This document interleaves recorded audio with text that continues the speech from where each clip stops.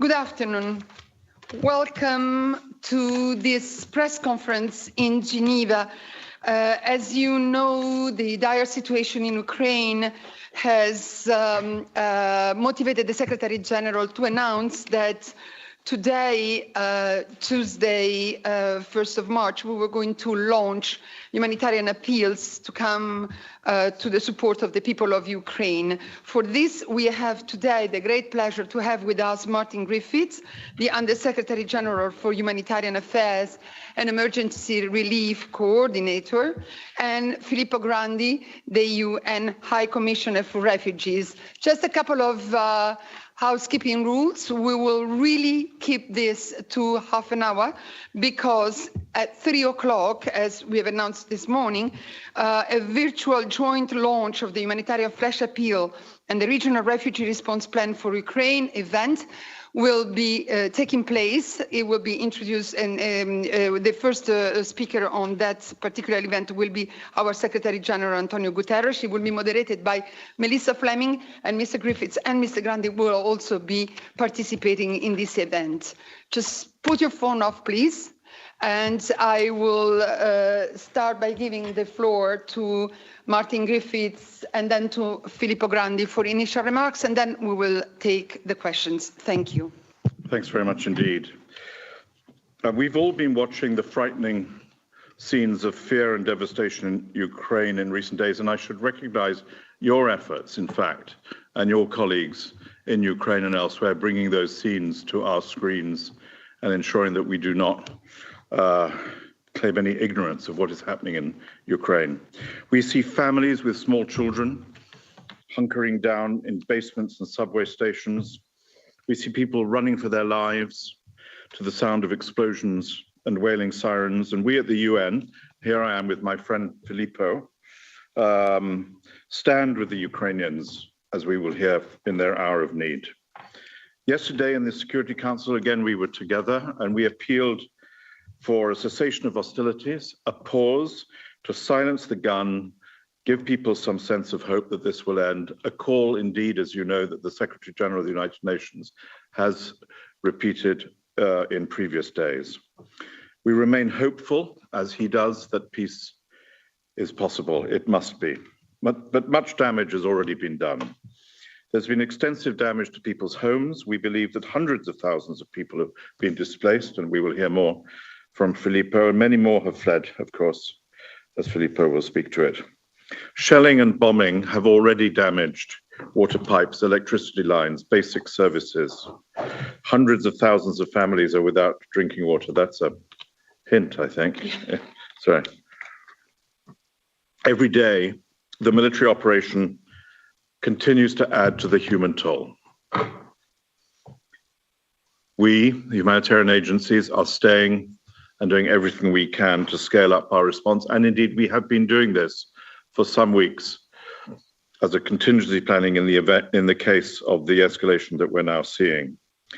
When and where possible, and working particularly with our local Ukrainian partners, our colleagues, UNHCR, certainly have been risking their lives to deliver basic relief services to people locked down in their homes.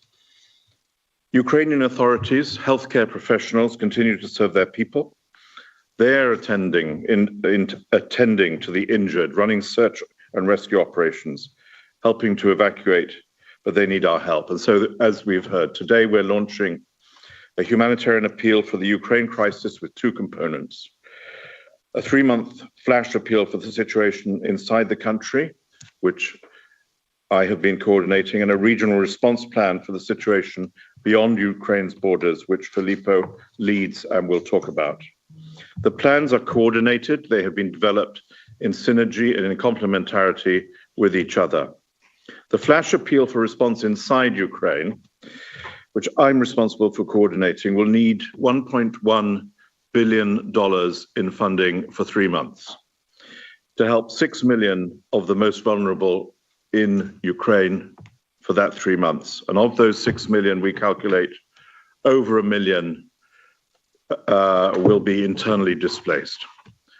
And I think the important point there is that those in need are not only those who move, but those in need will be those whose basic services have been destroyed, whose pensions have been stopped, whose internet has been stopped, whose healthcare is necessary. So the plan provides for the delivery through cash assistance.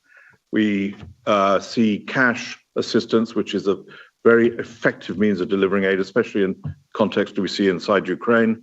Up to 40% of that appeal will go through cash assistance. One of the advantages of cash assistance is that you can deliver straight to the beneficiary accountably, and you don't need to go above ground to do it. You can do it now, today, tomorrow. And the agencies are doing that. And we're working with 119 partners together. 119 humanitarian agencies, 119, are involved in these operations. We'll provide healthcare, food, sanitation, shelter, psychosocial counseling in close collaboration with our local partners. Women and girls' needs, as always we see in these situations, must be specially looked after and everybody's protection ensured. Today we ask for those resources to implement that plan. The crisis has turned very ugly very fast. We must turn that initial shock and disbelief and uncertainty about the days to come into compassion and solidarity with the millions of ordinary Ukrainians who now need emergency relief and protection. And unusually for OCHA, we have received over $1 million through, in effect, unsolicited personal donations. I'm sure you have much more. But they're flooding in from all over the world, over 10,000 donations to OCHA alone for the needs of people in Ukraine.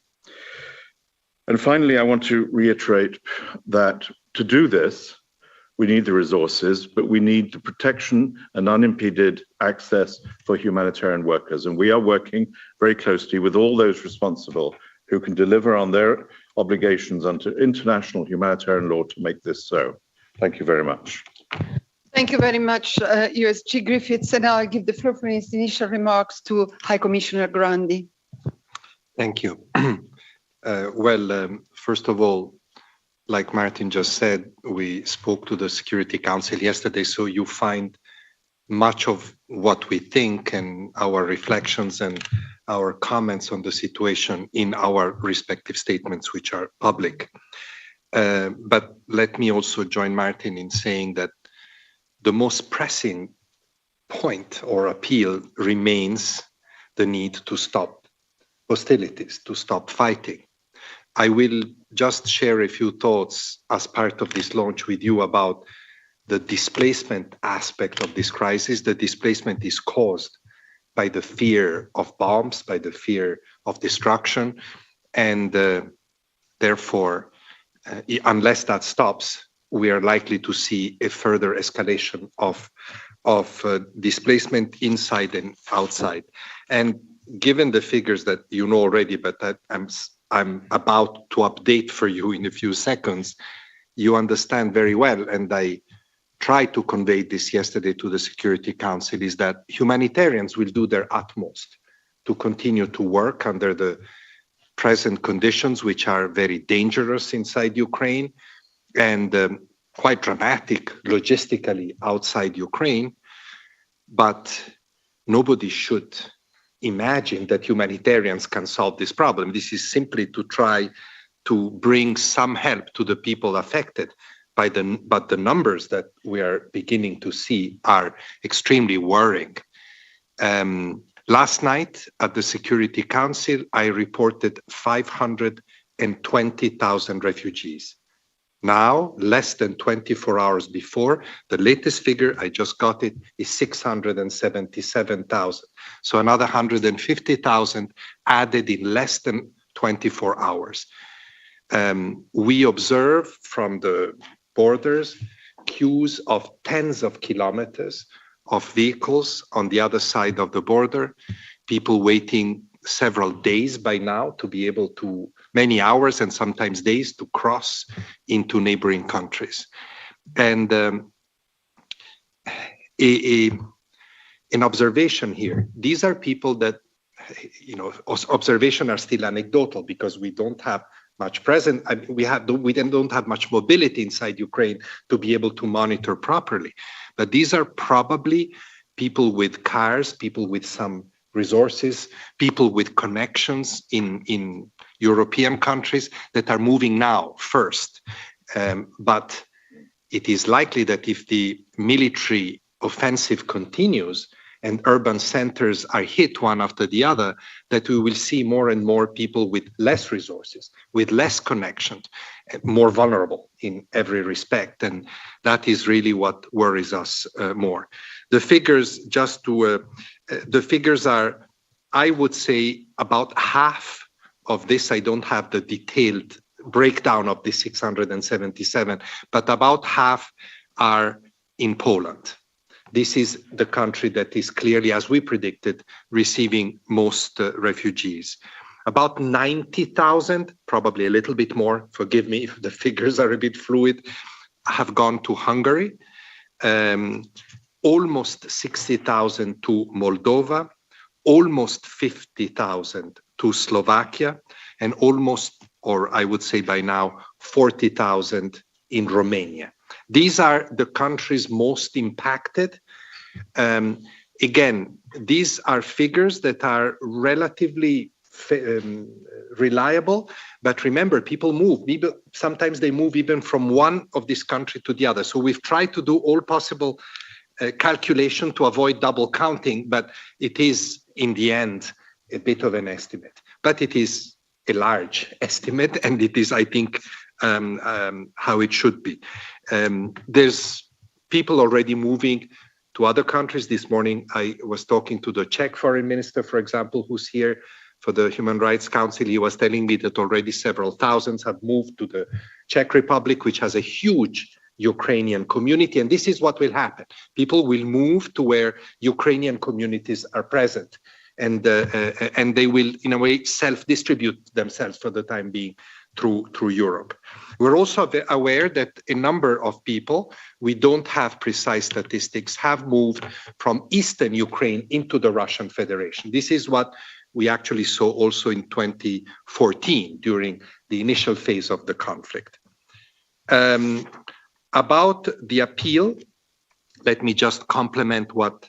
Oh, sorry, I want to add, forgive me, I want to add one point about the arrivals. There are always also, besides Ukrainian refugees, third country nationals among the arrivals.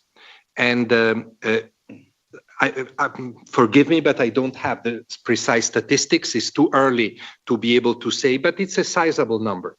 Now, who are these people? These are people that are workers in Ukraine or students. A few are actually refugees in Ukraine from other countries. So it's quite a mixed group of people. And you've seen reports in the media that there are different treatments used, with Ukrainians and non-Ukrainians. Now, our observations, and we possibly cannot observe every single post yet, but our observation is that these are not state policies, but there are instances in which it has happened, that there's been a different treatment. And you must have seen the statements of the Secretary General, my own statement yesterday at the Security Council, stating very clearly that there should be absolutely no discrimination between Ukrainians and non-Ukrainians, Europeans and non-Europeans. Everybody is fleeing from the same risks. And you may have seen the important statement of the Polish representative at the, I think he was the ambassador at the General Assembly yesterday, emphasizing that it is not a policy of the Polish government, which I think is very important. And we will continue to intervene, as we have done several times, to try to ensure that everybody is received in the same manner. And by the way, on the third country nationals, which is an important part of this operation, IOM has the lead role because this is really their expertise and they know how to conduct these operations well, and they will be working with governments. Regarding back to the appeal, to complement Martin. The appeal for neighboring countries is inevitably less developed than the appeal inside, because the appeal inside is an evolution of the current operation. The appeal outside is a completely new operation. We haven't had enough time yet to discuss with all the governments, but we have a fairly good picture of the initial needs for the first few months. $550 million. This is what we're appealing for today. This is UNHCR and 12 partner agencies, and they are part of this appeal as well.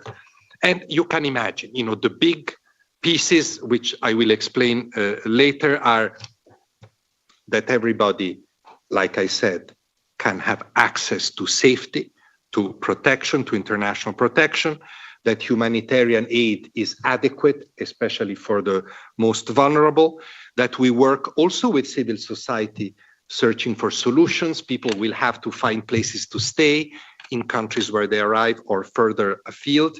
And of course, through this appeal, UNHCR will also ensure the coordination, at least of the actors participating in the appeal. You understand, we're talking about European countries. We're talking about countries that are mostly, except Moldova, members of the European Union, so they have the resources to respond. And Brussels, the European Commission, we've been in close touch. They are stepping up their direct support to these countries. The role of the UN, of international NGO, of national NGO will be very important as expert organization, and in many different areas. Registration, transport services, especially consideration for the vulnerable, shelter, winter items, water and sanitation, education, health service, psychosocial support. We have a lot of expertise in all these areas that we can make available. We will have, especially we at UNHCR, but many of our partners as well, a particular attention to protection aspect of the response. There is a very large population of women and children, very high proportion of unaccompanied children. I'm very happy that UNICEF will have a lead role in that respect. And of course, also in terms of women, you know very well, sadly, that the risk of gender-based violence is very high in this situation of violence and high mobility. So we will have to have a particular attention for those risks. And of course, remember, although there seems to be little talk about that suddenly after 2 years, but we're still in a pandemic mode. So there will be also some aspect related to COVID-related measures that will have to be taken. We will ask donors, I think I can speak for both of us, for quick contributions, for flexible contributions, because the situation is very fluid. We don't know basically what it will be like in a couple of weeks. And strong support to the countries receiving.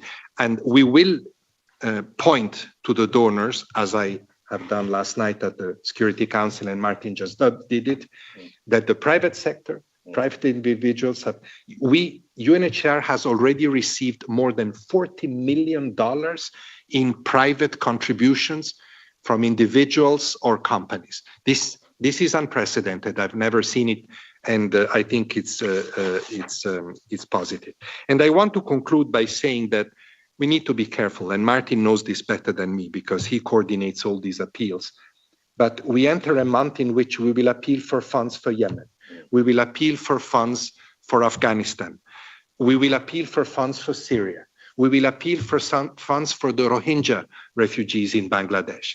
The concern is that, of course, an emergency that has so much visibility and, how can I say, absorbing power takes attention away from other situations in which people suffer equally and need equal support. So a strong appeal, please help us make this appeal resonate that the world is messy, and that means that unfortunately we have to ask for more and more resources, but all of these situations are equally important. Thank you. Thank you very much, High Commissioner. I'll open the floor to questions by reminding everybody that in 10 minutes sharp, we have to close this press conference to connect to the event with the Secretary General. I start from the room. I'll start with Laurent Sierro of the Swiss News Agency. Short questions, short answers. We take as many as possible. Go ahead. It seems that there has been some critics by some governments in the way the UN family prepared at the before the crisis happened at the borders, and that there could have been, with the warnings, more prepositioning and more emergency teams near the border at day one. Are you satisfied with the way the response was led, and what could be done more? Thank you. Do I take that? Yeah. I think that criticism is misplaced. There was an enormous effort by all the agencies, both in the regional operations that Filippo has been describing, but also the ones inside the country, to scale up. We all sent in experienced staff. We all were involved in contingency planning. One of the features of this operation inside Ukraine is cash. This is not a prepositioned stock. So there's a mobility, a swiftness of delivery. So, but I would turn that back to those governments, many of whom were saying there isn't going to be a crisis. Don't talk about a crisis. Don't provide extra assistance to those of us who were now placed in this position. And it's because the events were uncertain right until the last day.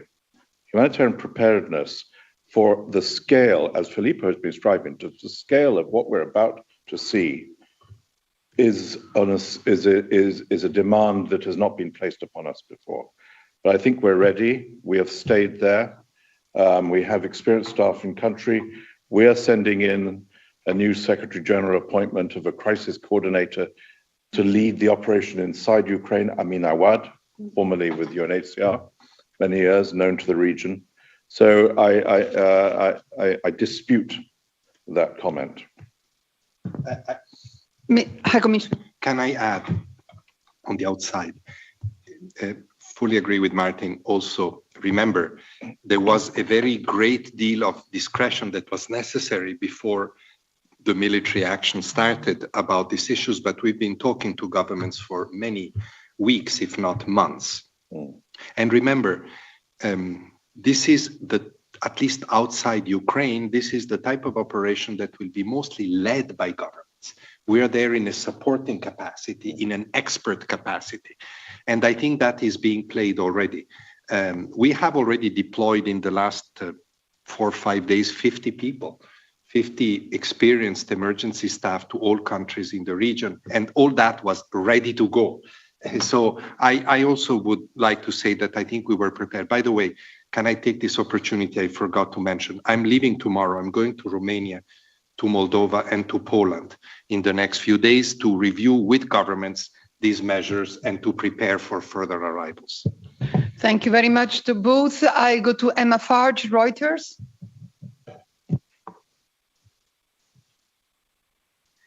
Thank you. A question for the High Commissioner, please. I was wondering, what is your expectation for how countries should share the hosting responsibilities for these refugees? Is it a European issue? Should it go beyond the current host countries? Should the US play a role, or is it a global responsibility? Talk me through that, please. You know that, sorry to give you a general response to begin with, you know what we feel. The preamble of the Refugee Convention says that refugees are an international responsibility. So that's the first question, the first answer. But to be more practical, the European Union has been discussing the giving refugees from Ukraine temporary protection status, or rather activating the Directive on International Protection, which is a 2001 directive, which is very important. I'm not so sure, I don't want to say something wrong, that it has ever been applied before. This is important because it would give for 1 year initially to all refugees from Ukraine a status without going through complex procedures. So it would be a fairly straightforward recognition of their needs to be protected. their need to be protected. And that's very important, first step. Now, at the moment, in a practical way, I think that somehow Ukrainian refugees are self-distributing throughout the Union according to where they have anchoring. And I think this is not pushed back at the moment because the numbers are still manageable. Of course, should the number increase, then the European Union will have to look at and should people without those links start arriving, then that will become an issue. And as we know, it has been a very difficult issue, but this is for the European Union to decide. And let's see how the situation evolves. You know, in a way, it is interesting, and I think I can say that the tragedy of the arrival of what's happening in Ukraine and of the arrival of this enormous refugee wave is likely to introduce a new dimension to the many years long debate in Europe on asylum, on responsibility sharing, and so forth. So it will be interesting to see what emerges after the fog is gone, after the dust settles.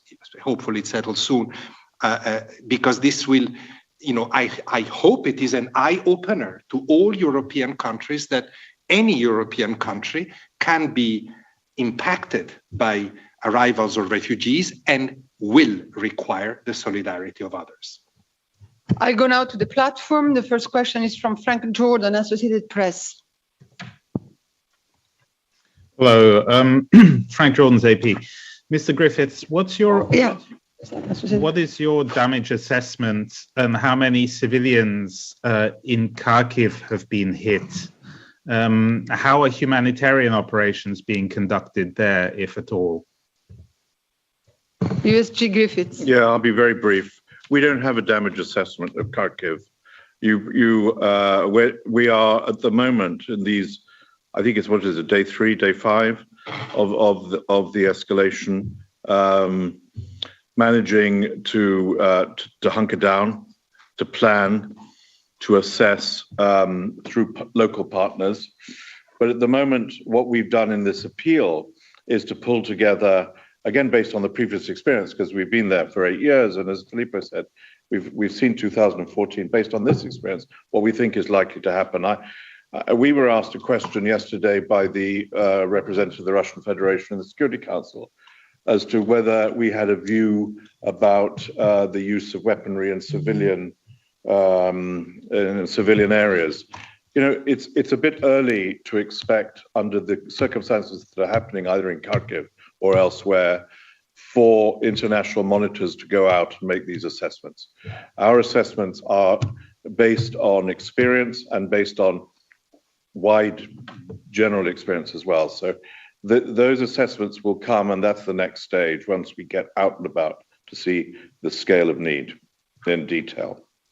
Thank you. I'm told we can take one more question. Last question from Catherine Fiancambokonga, France 24. Yes. French channel. Yes, good afternoon. This is a question for Mr. Filippo Grandi. Good afternoon, gentlemen. My question is regarding, despite the great generosity and solidarity that is expressed for the moment by the neighboring countries, don't you fear that on the long run, we see a situation as the one with the Syrian refugees in Lebanon, that local population starts to have to wear the burden of the refugees? How do you see it? Oui, bonjour, Catherine. Thank you.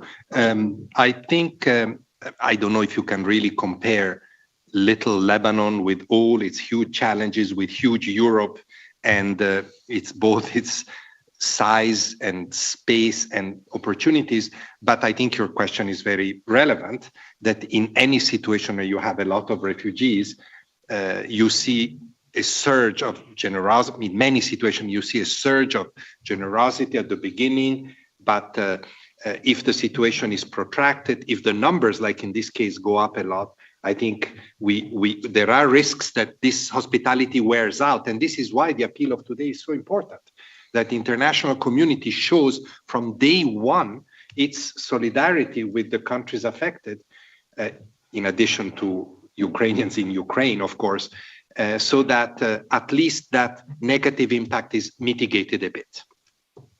Thank you very much. We would have many more questions, but unfortunately I have to stop here the press conference and ask everybody, first of all, thank very much our speakers. Thank you all for having participated. And we have unfortunately to close this because, as I have said, at 3 o'clock, we will start the joint launch of the humanitarian flash appeal and the regional refugee response plan for Ukraine, together with the Secretary General in New York and our speakers at an event moderated by the US Chief for Global Communication, Melissa Fleming. I hope you'll be able to all follow this event on Web TV. Thank you very much. Have a nice afternoon.